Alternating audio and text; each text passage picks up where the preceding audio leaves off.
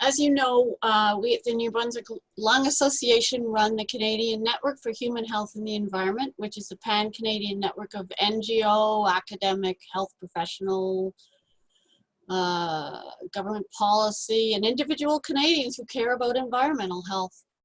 Through this network and under a contract with Health Canada, we engage Canadians in the Chemicals Management Plan, which is also known as the CMP, a joint responsibility of Health Canada and Environment and Climate Change Canada. The goal of the CMP is to assess and manage the chemical substances in use in Canada. This is done according to the Canadian Environmental Protection Act, also known as CEPA. This webinar was instigated by a discussion last June, a year ago, among several members of the Stakeholder Advisory Council, or is it the committee, of the CMP. The discussion was initiated by Dr. Don Spady, who represents the Canadian Pediatric Society on the SAC. That's a Stakeholder Advisory Council or committee. Some of the questions he put forward were extremely important, and like, for example, a very basic one is, should we ask as a cardinal question for any substance being assessed, is this substance necessary for human survival and health? Where did my, there we go. For human and or environmental benefit and survival. Should there be limits on consumption? Should our standard of risk assessment be hazard rather than risk? We go by risk, which is quite different. Should the needs of business lie in our overall set of priorities? So we're very grateful to Don for initiating this discussion, and it has culminated in this, or at least this is one of the steps along the way for this webinar today, where we will be presented to by Dr. Scott Dunham of UMB and Royal Roads University, who is a philosopher. He teaches philosophy and has been interested in ecological ethics since the 1980s. He has graciously agreed to present some basic aspects of ecological ethics to us, and thank you very much, Scott. I mean, and I'll let you take it away from here. Great, thank you very much for inviting me to do this. It's actually been a while since I've had to do anything practical. So this is probably good for me. As we begin this, I want to say one thing about ethics in the negative, and that is the fact that ethics is not a given. We have laws, we have regulations, and yet just because we have these things floating about in our society, it doesn't lead us to be more ethically aware or to be more ethical in our behaviors. Ethics is something that needs to be cultivated, and it's kind of like gardening. You have to be very disciplined in watching over your plants and weeding and all of that. Well, it's the same with ethics. Ethics is natural in one sense, but it's natural in a way that we have to continue to build it up. So as we move through this discussion of what ecological ethics is and why it's so important to being human, we have to keep that in mind, that this is a discipline, this is a practice that you have to be conscious of all the time in order to do it well. So the starting point is going to be simple. What is ethics? And my definition, I tried to make it as vague and ambiguous as I could, is how one carries oneself. That's really what ethics is. And I'll try to explain that in 4 points. First of all, we carry ourselves by thinking about principles and rules of behavior and right relationships. Ethics is about asking, what are the types of things that ought to shape me so that I behave well in the various kinds of relationships. And then secondly, in order to have those principles and rules, we have to have a way of knowing that leads us to ethical conclusions. So part of ethics is simply learning how to know well, to be excellent in our knowledge, knowing things that are true and beautiful. And I note here in brackets that ways of knowing arise out of our character. And I'll talk about that in just a moment. Another important aspect of ethics about carrying ourselves relates to actions. This is probably where everybody just immediately wants to go, is how should I act in this situation? But ethics is about acting and behaving, but we have to understand that actions arise out of our character as much as they arise out of our knowledge. And so actions are not discrete. They come from who we are and how we choose to know things.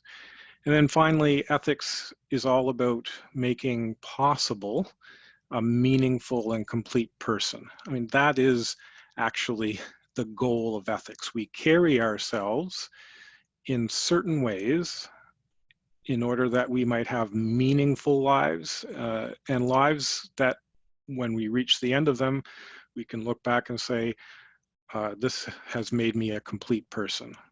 I've been ethical and that makes me a complete person. So the diagram that I've provided, 3 circles, all the same size and all overlapping. Character is really central to ethics. Character just means, it's not personality. Character is more a reference to the sum total of our qualities that make us what we are. So you've heard, the phrase, be the best you can be. Well, being the best you can be is a reference to having those qualities of character that make you what you are. And the other 2 circles, action and knowing, they overlap with each other, but they overlap greatly with character. So character is sort of like the glue that knits them together. It's out of our character that we choose to pursue certain ways of knowing the world, certain ways of knowing and understanding ourselves and our relationships. And that combination of character and knowing is what produces action. And that's why I sort of minimized going straight to action when we talk about ethics, because actions in themselves are not ethical. Actions reflecting an ethical character and an ethical way of knowing is ethical. So if we just look at actions and say, well, was that action ethical? That can be very difficult to ascertain unless we understand the person behind the action. And that applies to ourselves as well. If we don't understand ourselves well, we can use actions to deceive ourselves, right? We do something to make ourselves look good. So good ethics is how one carries oneself, how one's character leads to framing the way they know the world around them and the relationships they have with everything. And it's also about translating that knowledge and character into our behavior, into our action. So that's what ethics is in general. And I'm going to take a detour now before we get into the ecological ethics discussion, just to talk about the types of ethics that exist, because there are many ways of formulating an ethical model.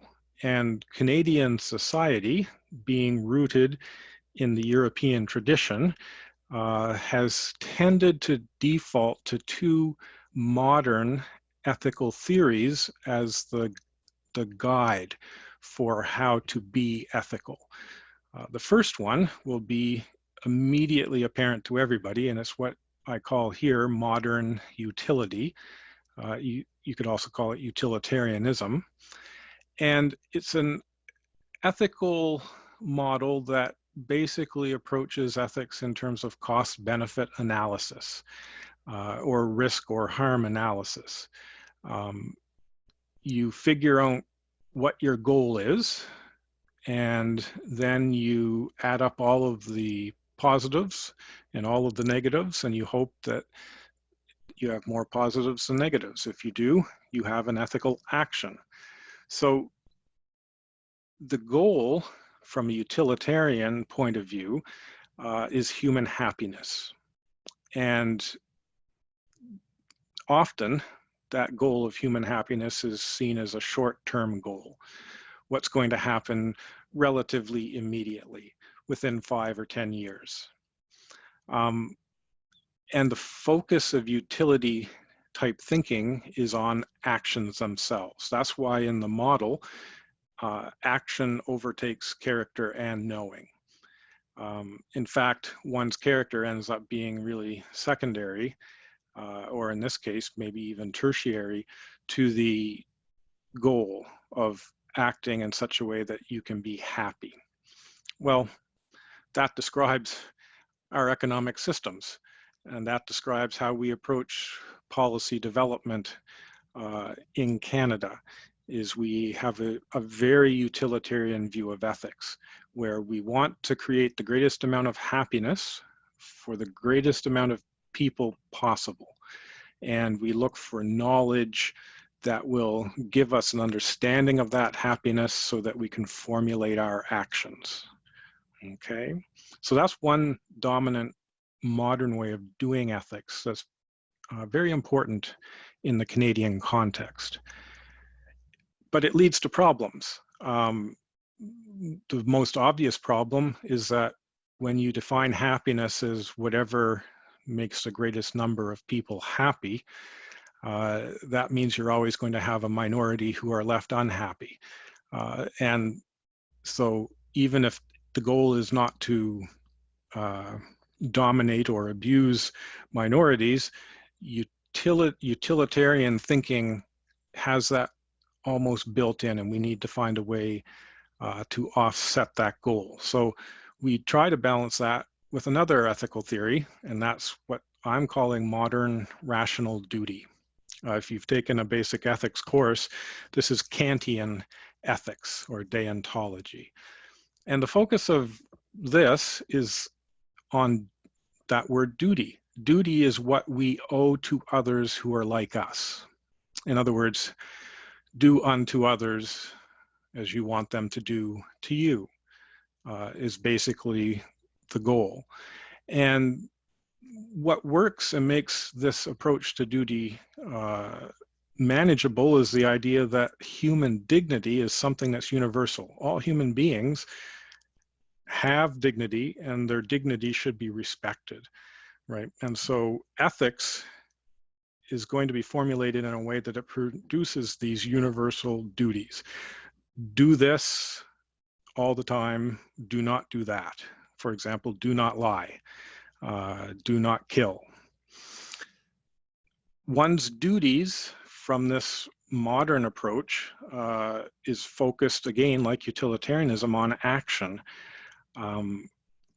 But it's based on actions that are so-called scientific. They're universalizable.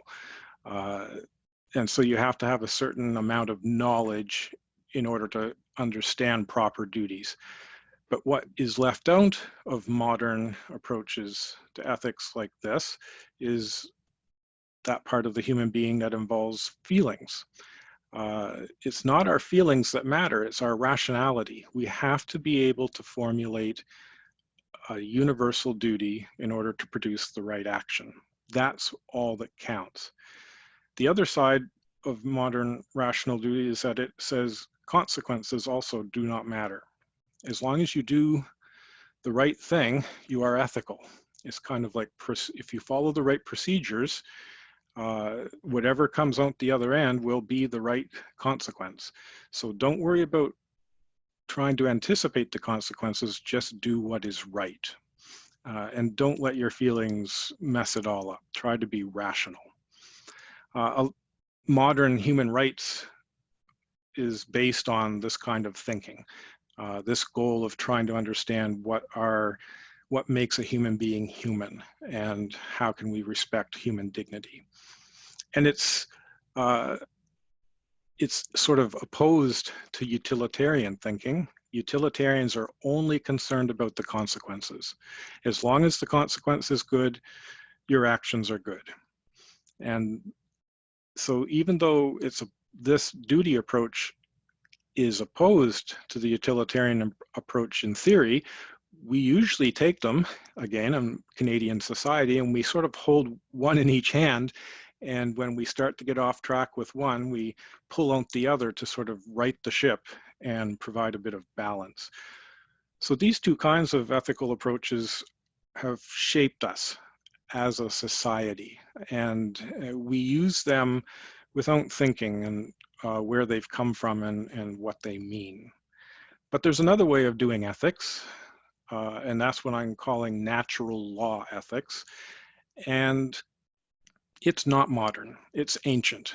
And you will find natural law ethics around the world in various traditions. In the West, people like Aristotle and Thomas Aquinas are noted natural law ethicists, but it's also something we find in indigenous traditions. And in fact, I'm going to be talking about natural law throughout the rest of this presentation, and I'm going to be dwelling on indigenous traditions. So this diagram that you can see is based on a Cree word, Wahkohtowin. Wahkohtowin, I think if we were able to translate it literally, it would mean something like kinship. But as you can see in the diagram, there's a spiral of relationships, and they structure the whole of reality, right? The bottom is the individual and the family, the clan, the nation, the environment, the cosmos. And it's important that it's a spiral. Everything is connected to everything else. There are not discrete categories. And so when the individual has a proper relationship with family, clan, nation, environment, and cosmos, then Wahkohtowin kinship is achieved. And this is it's like a moral law that binds together reality, right? And you can see in this approach to ethics that one's character is going to be part of a greater whole. One's character is tied into a whole community of creatures, to the whole cosmos itself. And this approach, in many ways, reflects how I defined ethics earlier, this balance between character and knowing and action or behavior. So I favor the natural law approach to ethics. I think it's a more holistic approach of ethical thinking and practice. Makes more sense. And we'll see that now that we turn to the question of how is ethics ecological. So first of all, the first point that I put on the slide is that being good citizens means pursuing all relationships with excellence, right? That's one way of stating what does it mean to be ethical.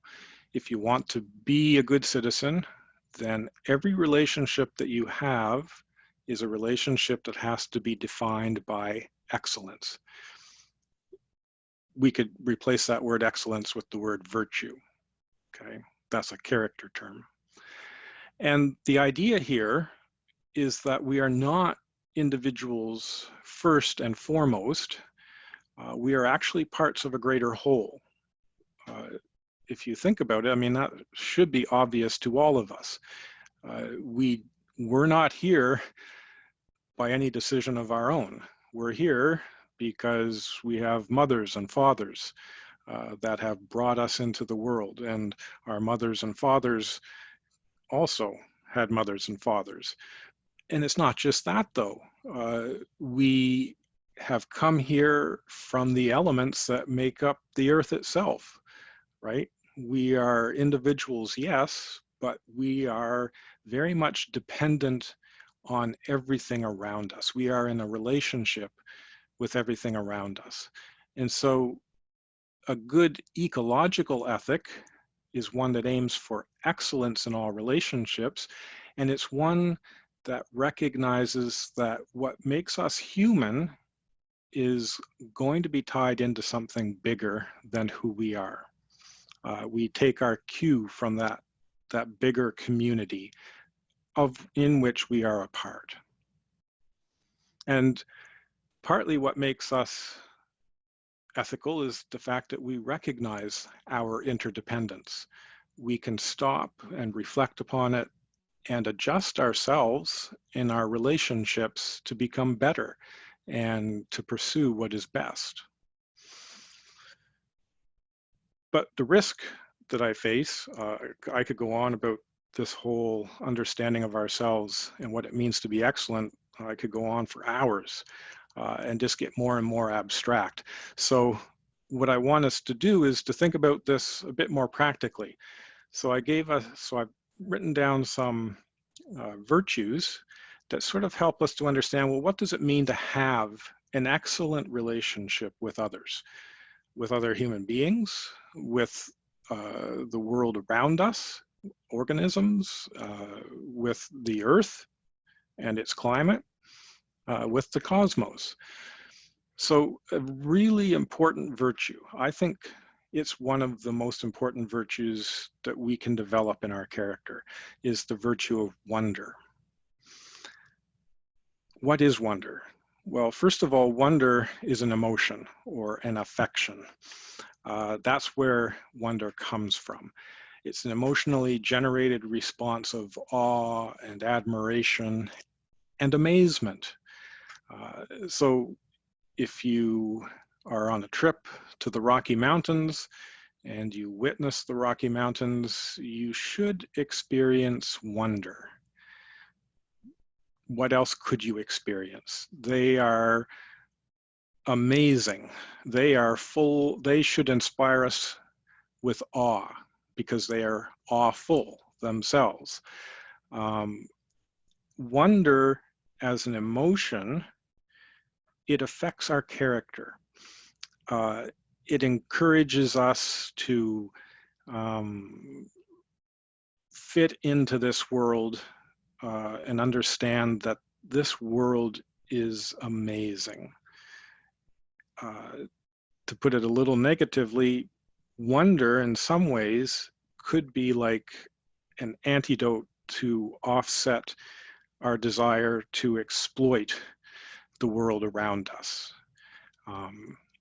We stop and we look at it and we realize there's something here that's bigger than us, that's more amazing than we are. One ethicist gave a great example of wonder as a virtue that we can develop. She wrote that there's probably something wrong with us if we experience more wonder at Disney World than we do standing at the edge of the ocean or looking at a mountain range. Wonder is a natural thing. It responds to the world around us. And when we sort of take that wonder and only apply it to human-made products, we begin to alienate ourselves from the world. We begin to diminish the relationships that make us what we are and who we are. So wonder is a really important virtue. It begins in the emotions, but we need to learn to cultivate it, right? That's where it becomes a virtue, is that we think about wonder, we learn how to respond to it well, and we allow it to guide us and to give us direction. The next virtue is respect. And respect is all about learning to treat something as special for what it is, not for how it can be useful for us, right? So we have a due regard and admiration when we are respecting something. If you think of something simple like a spider's web, you know, as children want to rip down all the spider webs that they see. But it kind of makes sense when the parents say, have you ever actually stopped and thought about what that spider's web does? The spider uses it to catch their food, the strength that the spider's web has. You should learn to respect it and admire it, and not just treat it as unimportant because it's not something that you find interesting, or you just see it as a nuisance. Respect is an important virtue because everything deserves respect in some manner. And the reason is that respect is a part of a bigger virtue, justice.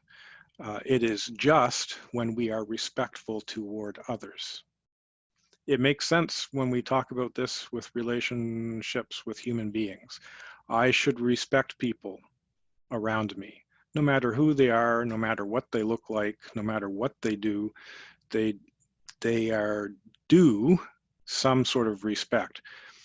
But ecological ethics understands that respect goes beyond human relationships. We owe respect to the whole world around us because the world around us has made us what we are. Without the world, we really are nothing. We couldn't exist. We are a product of the earth. And that, in some ways, leads to the next virtue. An important way of understanding ethics is to think about gratitude, being thankful for gifts. For example, being thankful for our lives. We didn't make our lives ourselves. Our lives have been given to us. And gratitude is, just like respect, it's a virtue of justice. It is right for us to give gratitude for gifts. So if we go hunting and we are able to catch some fish or something like that for food, it makes sense to be thankful for that gift of life that's being given to us. Gratitude should be a natural part of our character. It's something that we develop because it makes our relationships excellent. And the final virtue that I listed, and I did it on purpose because I think it's germane to this group, is the virtue of being slow. We don't normally think of slow as a virtue, but in fact, slowness just means responding and acting, in ethics at least, after careful consideration, right? Don't be hasty in your actions. Stop and think about them. Consider the ramifications of them. Think about what motivates you to want to act that way. Are there hidden motives? You can't really discover those kinds of things unless you slow down and create a space in which you can have genuine self-reflection and just time to think. And slowness as a virtue is related to another virtue, foresight.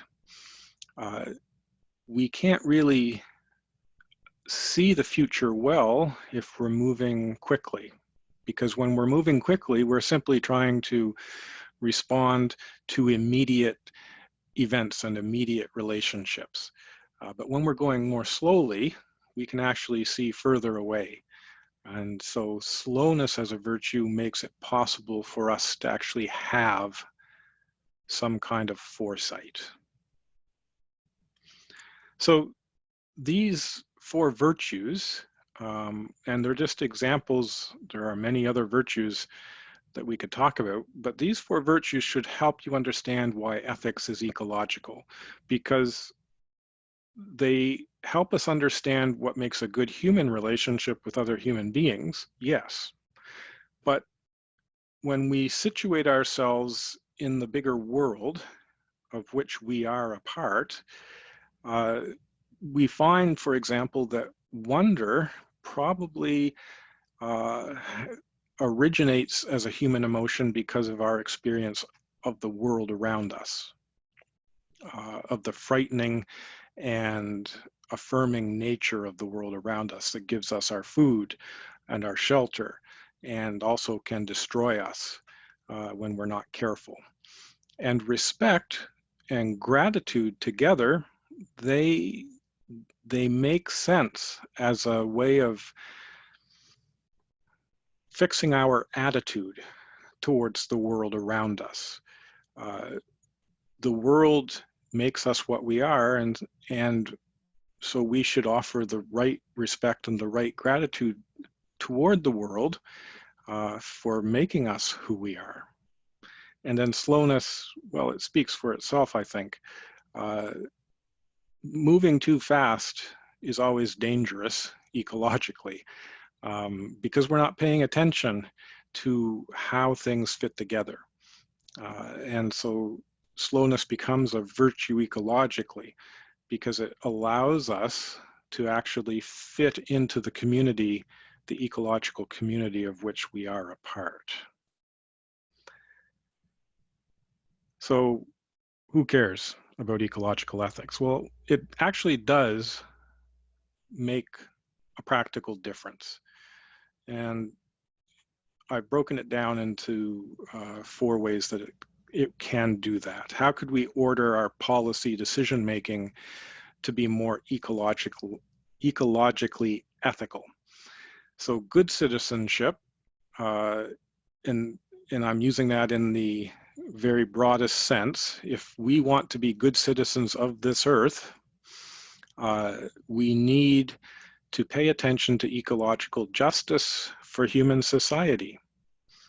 The fact is that there's a correlation between places that are suffering environmental damage and the poor and the oppressed in human society. We've got enough studies that this is just true. And if we're going to have justice for human society, we have to have justice for the ecological systems of which we are a part.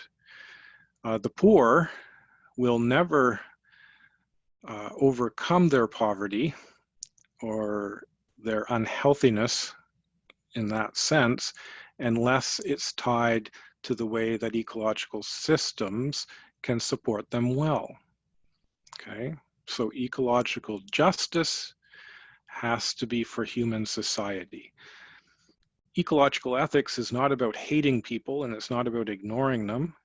It's about understanding that who we are is tied to where we are. And if we do not have healthy ecosystems, we cannot have healthy people. They're integral to one another. So our policy making, our citizenship in this world should be oriented toward justice for people. But to be good citizens, we also have to understand that ecological justice exists for other organisms, not just human beings. We're just one animal amongst many, many organisms, from bacteria all the way up. And we need to find a way to have positive relationships with every living thing. Why? Well, I think the answer is life itself. What is it that life is? You shouldn't go ask the biologist because they don't know. But whatever life is, we see it manifest in how all living things try to protect their lives and to have the most healthy lives that they can possibly have. Doesn't mean they achieve that, but they try. And they will try to live until they can live no more. All organisms share that in common. And that is how we understand that all life is good. And it deserves a certain respect, that all life would defend its life as much as it can. So our policy making needs to be concerned with justice for all living things. We cannot narrow our focus down to human beings. We have to always see the wider picture. Our lives are interconnected with other lives, and we need to respect all life. But that leads us to the third point, is that to be good citizens, to be good policymakers, we need to pursue ecological justice for the Earth's systems. All life, all individual living things on Earth live because of the sun, water, soil, and if we do not respect the Earth's systems and the components that are typically called non-living, we cannot live. So this climate is a very important problem for us. Climate deserves our respect. We should act in ways that does not speed up climate change in the way that we're doing. And this is also why we respect life, because all life partakes of Earth's systems. And respect needs to go ahead of us as the guide for that. And finally, ecological justice is not just for the here and now. We shouldn't make our decisions based on the short term. 5 to 10 years is not the future at all. We should be pursuing justice for the long-term future, for future generations of people and other organisms. And we have to somehow resist that urge to think that the future is limited to just a few years down the road, according to what economic models tell us can work in the short term. We need to be more attuned to how ecosystems work over much longer periods of time, thousands of years. And we need to be more attuned to the type of challenges that future generations will face because of the actions that we're undertaking now, right? So those are 4 practical ways that we can order ourselves when we're making good policy decisions. And I add a little note to this, that risk assessments and economic growth are always relative to the total range of ecological relationships. Right? If we want to be truly human, if we don't want to dehumanize ourselves and others, we need to understand that good economics and good cost-benefit analysis has to be relative to the total range of ecological relationships, to the ecological systems of Earth. Otherwise, we're just being selfish. And to be selfish is to dehumanize oneself.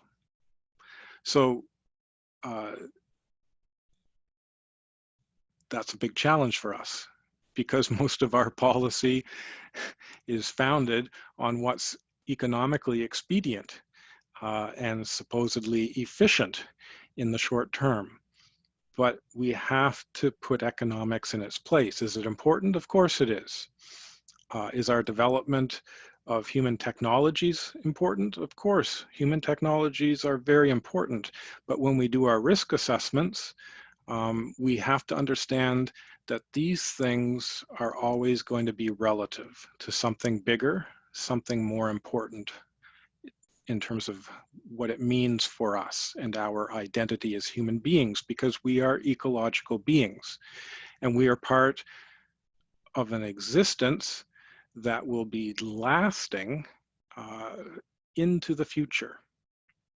And we know that, and therefore we have an ethical obligation to make that part of our thinking, right? So we have to somehow turn the ship so that we don't make cost-benefit analysis the primary factor in how we make policy decisions.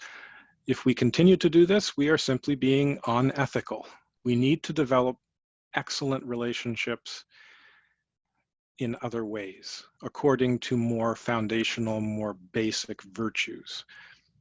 such as wonder, respect, gratitude, and slowness. So that's a whole lot to throw at you. One more slide.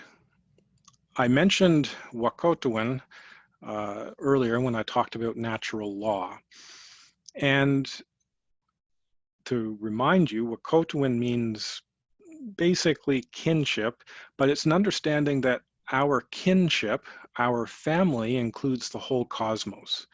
That we as individuals are parts of families and clans and nations, the environment, the cosmos, and we're all interconnected in a spiral. And if we break any of those connections, the whole spiral falls apart and we imperil ourselves.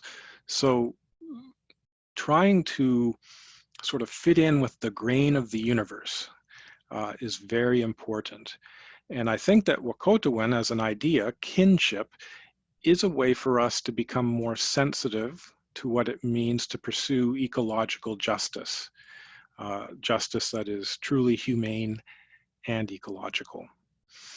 And a good thing for us to do is to follow that link to www.sacredrelationship.ca.